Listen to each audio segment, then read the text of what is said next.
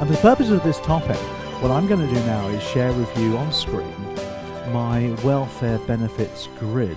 Now this is something, actually I started creating this way back in 1995 when I was working at Black Horse, and we had about 250 financial advisors that we looked after, as in sales management and training then. And I created this welfare benefits grid then. Obviously it's changed a lot since then and updated and altered, etc. But you can kind of see a bit of a pattern going through. So let's just share this with you now. And you can get hold of this, by the way. It's in our revision guide for all of the products, really. So CeMAP 1 is the main one, CeMAP 2, but also in the equity release revision guide and the protection revision guide. We've got them all in those things for you to enjoy. And the new editions, of course, that are coming out for the next tax year, we've got that all as well. So what I've got for you here is a copy of the first page. It's 2 pages. Now, you probably can't see that from where you are because that's obviously too small text. So what I'm going to do now is I'm going to zoom into bits of this and just take you through how it all works, really, and some of the numbers and some of the concepts, just to give you a bit of an insight. So here we go. For those of you on podcast, you'll be able to hear it. If you're on live stream, remember you'll be able to see this as well as it comes through. If you're listening to the podcast, by the way, and you want to take a look at the live stream version, just head over to YouTube. They're all on there, or LinkedIn. If you link in with me, then I can share with you the video-based version of the podcast. So let's zoom in then, shall we? Let's get the machine to zoom in, and we'll take a look at state pensions to start with. So just pop across here so you can see that clearly. We've got 2 pensions in the welfare grid. We've got the basic state pension itself at the top, and then we've got state pensions credit at the bottom. Now the basic state pension, as you can see here, is the one that's given to everybody, male or female, over the age of 66 now. It's only given to people, though, that have a national insurance record. So if they've been employed or self-employed, they have to have a certain level of national insurance. And over here you can see it's 35 years of qualifying national insurance to be able to get it. Now, there's been a bit of hoo-ha in the press recently about people topping up their state pension. These are people that wouldn't have got 35 years service, you see, so therefore want to be able to top it up through another class of national insurance. The state pension is not means tested, so everybody gets it, even Richard Branson, because he needs it now because his rocket company's gone bust. He doesn't actually, but it is taxed. And you get this kind of sequence coming on. If it's required to be have a national insurance record to get the benefit, then it's not normally taxed. Not normally means tested, and it is taxed. So that's kind of a trend coming through on this NI means tested tax grid along here. Now, it's paid weekly, as you can appreciate. It replaces all other extra pensions that we used to have, like SERPs and state second pensions. And interesting enough, if you defer the pension, you'll get an increase. We're doing that. I'm doing that anyway. I think I qualify at 66, which is, for me, is only, 6-7 years away. So I'm deferring it for 5 years, and I'll get a bigger sum. Hopefully, I'll live for a few more years after that to benefit. Then you get the state pension credit. Now, the state pension credit is given to people who have retired and they're already getting the state pension, which is pretty much the only welfare benefit they're probably getting. And they're skint. They need extra money. And what it does is it brings people, as you can see here, up to a certain weekly threshold. And I put the figures here, 201 for single people, 306 for a couple. So it actually sort of tops up their income, if you like, to give them this amount of money per week, which is not a lot, but it means that they can obviously survive. Now, acceptance of state pensions credit opens up the gates for all sorts of other goodies. Council tax support, housing benefit, all the other goodies that these people generally need. Now, the whole point here is it's payable until death. You don't have to have a national insurance record for it. It is means tested, but it's not taxed. Can you see the opposite now? Whereas the state pension, you did have to have national insurance. It wasn't means tested and it was taxed, so that's how it tends to work. Now, this is the means testing. It's based upon somebody's capital. If they've got capital in the bank, they basically lose the pensions credit, and there's a little calculation there for you to work out. Obviously, it's tested on income because it's only given to people, as you can see there, on certain incomes. So that's the pension environment. If you're advising on personal pensions, SIPs and things, then you need to be aware that people do get these things. Now let's take a look at family benefits next then. Now family benefits, we've got statutory maternity pay, maternity allowance and state paternity pay, given when you start producing babies, which is the whole point behind it. Now statutory maternity pay has been around forever really. It's payable to people with a national insurance record only, so it's only employed people, class 1. As you can see there, it's not means tested, but it is taxed.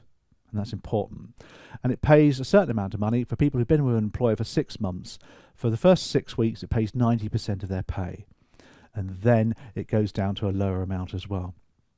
And if you don't qualify, you might qualify for maternity allowance, which is the next one. Maternity allowance is given to self-employed or mothers just recently changed jobs. So of course you've got to be with the same employer as you for 6 months. It's payable for 39 weeks.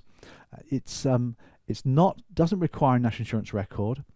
It is means tested, and it's not taxed. So that's the opposite. So you can see the two there. State paternity pay, I never got this, but the biological father now gets a couple of weeks of pay. So that's nice, isn't it? And good for them too. Then you've got the crazy one really called child benefit. And I call this crazy because it's basically a weekly amount given to parents who are responsible for a child and bring up a child. But it is kind of means tested now, and I'll come on to that in a second. It's given to kids up to age 16, but if they go on to further education, it's given to them to about age 20. It's not reliant on a national insurance record. It is means tested now, but it's not taxed. It's a good thing, I really do, because bringing up kids, we brought up 4 kids, it's blooming expensive. You need every penny you can. But if you're earning, any one partner in the household is earning 50 grand or more, you've got to pay it back. And that's the crazy thing. The reason they do it is because whoever claims it gets a stamp for national insurance. If they're not working, they get an NI stamp for that particular year. So it's a good thing to do. But anybody that's in the household that earns 50 grand or more, they have to pay it back. A lot of people have been caught out by this as well. So that's the child benefit there for you as well. Then we've got universal credit, the big one.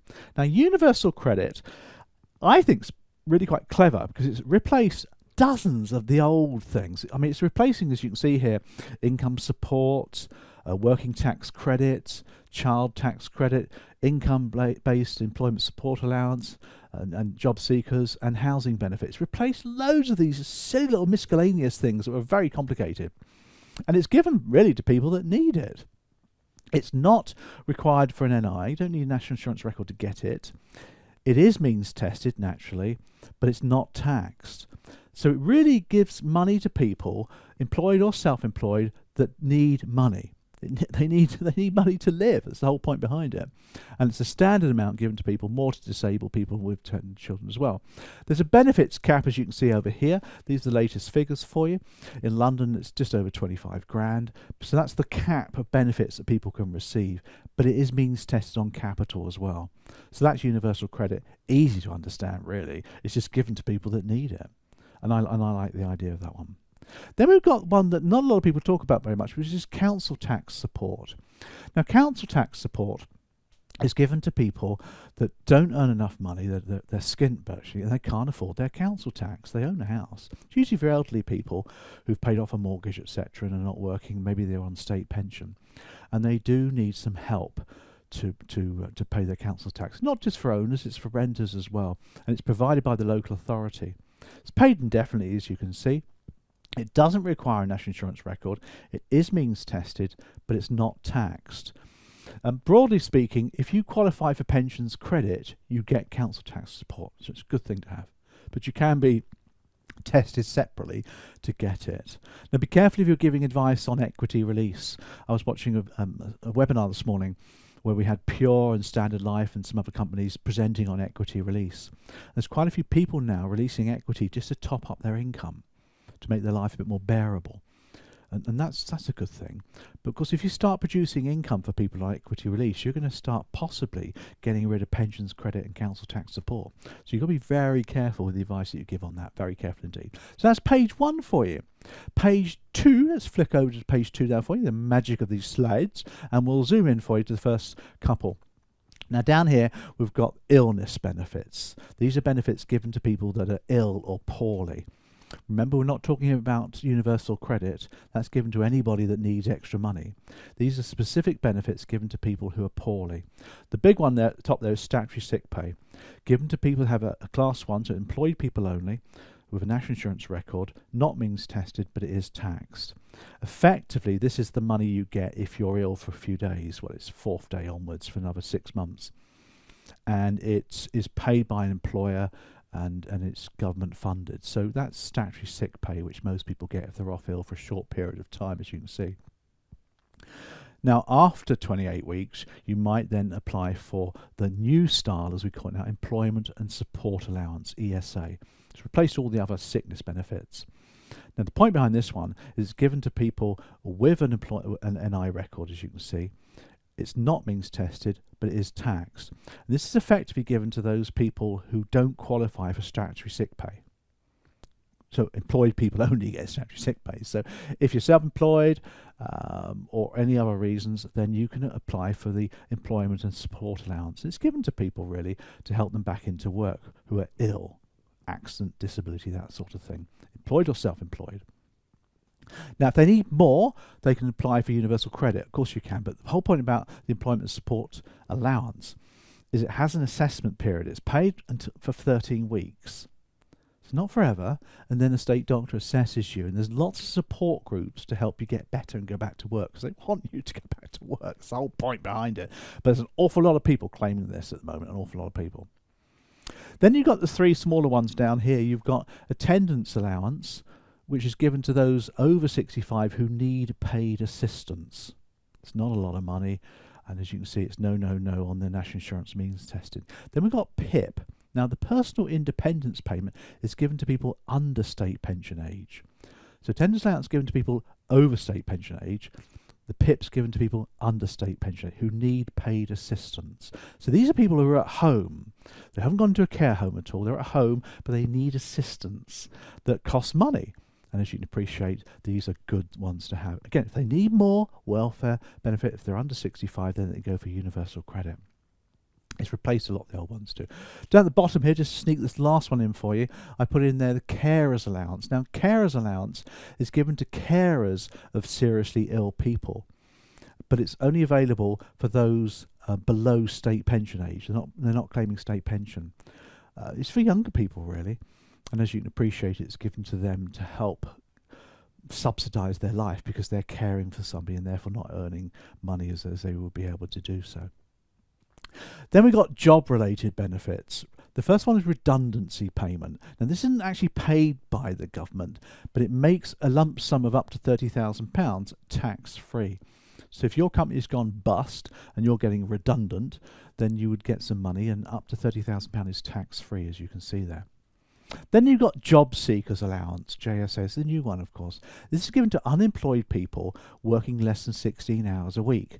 Pay for 6 months. It's employed only, so you have to have a national insurance record for employed people. It's not means tested, and it is taxed. It's for people who are capable and available for work. That's the whole point. And that's why you have to go to the job agencies, you have to register, etc. You have to be available for work and applying for job interviews, etc., etc. It's not a lot of money. It's 6 months. It's paid for as well. If you haven't got a national insurance record and you need more, you can qualify for universal credit. That's the whole point. Universal credit catches everybody after these better benefits run out. That's the great thing. Now, big one for you guys recommending mortgages is SME, support for mortgage interest. You'd have come across this before. If somebody's gone into arrears on their mortgage and the lender is going to repossess, then they don't need to do that because they can apply to the government, the Welfare Department of Work and Pensions, for SME, support for mortgage interest. Now, the whole point about SME is it pays your mortgage for you, or your interest anyway. But it's not a gift anymore. It's not a freebie. It's not actually a welfare benefit. It's a loan. The government basically gives you a loan, and you apply for it. The big change now is you only have to wait 3 months to get your first payment. It was up to 9 months a little while ago, but the government tweaked that, and good for them too, because 9 months is a long time to wait. So it's only 3 months now. Now, to qualify for SME, you must be claiming universal credit, pensions credit or job seekers allowance or employment support allowance. You must be claiming for another benefit effectively before you can get SME. So you've got to go through the routine, haven't you? Now, it's a loan that's payable or repaid when you sell the house. And client of mine, or a contact of mine, contacted me. They've known somebody that's been claiming SME since like 2014, I think it is, like almost like 10 years. And they owe the government about 20 grand. So it soon accumulates. It's not required to have an NI record. It is means tested, of course, and it's not taxed. But it's a loan, so it wouldn't be, would it? A couple of quick caveats for you. It's only for mortgage interest up to £200,000, only for mortgages up to 200 grand, which actually is not a massive mortgage anymore. It's a standard rate the government pays direct to the lender. So it's not your rate of interest. They have a standard rate of interest according to the market, and they'll pay that directly to the lender, stop you pocketing the money and nipping down to Tesco's. And for those on pensions credit, by the way, it gets paid immediately. So that's a little thing there for you. Now, the big one, if you're selling life assurance, is death benefits. That's the last one for us here today. Bereavement support payment. This one has replaced a lot of the other miscellaneous stuff now. It's paid to widows, widowers, or surviving civil partners and cohabitees now as well. So that's like your common law people, which is great. It's an initial lump sum followed by 18 monthly instalments. And it's available until you reach state pension age, because then you get your state pension. It's only payable for 18 months, so a year and a half's pretty good. It does require, though, a national insurance record. That's important, that. It's not means tested, and it is taxed, but the lump sum isn't. Now, there's a couple of lump sums here. There's 3.5 grand you get if you've got children. If you haven't got children, it's 2.5 grand. Nice. Well, it won't pay a funeral, but it'll help. And then you've got this monthly income, and then obviously less if there's no children. So it's nice. But again, if you haven't got an NI record, a full record of NI, you ain't going to get it. Then you have to apply for universal credit. So that's bereavement support payment. Worth talking about when you talk about life assurance. Ask the customer how much does the state pay them if the husband or the wife died, and let them be aware that this is what the government will pay them, and ask them how they would feel about that and what's going to go wrong in their life if that's the case. And then you're going to talk about life assurance as well. So, whoa, what a whistle-stop tour that was for you. Now, for those of you on our boot camps and things, we give these on our revision guides, so you can get hold of this. This is the page 2 of our welfare benefits grid. And it's useful for your CeMAP 1 exams, your CeMAP 2 exams, your equity release exams, and your protection exams, but also your financial advisor exams as well. It's a lovely little summary, and it helps you to understand how things work. So I hope you found that useful.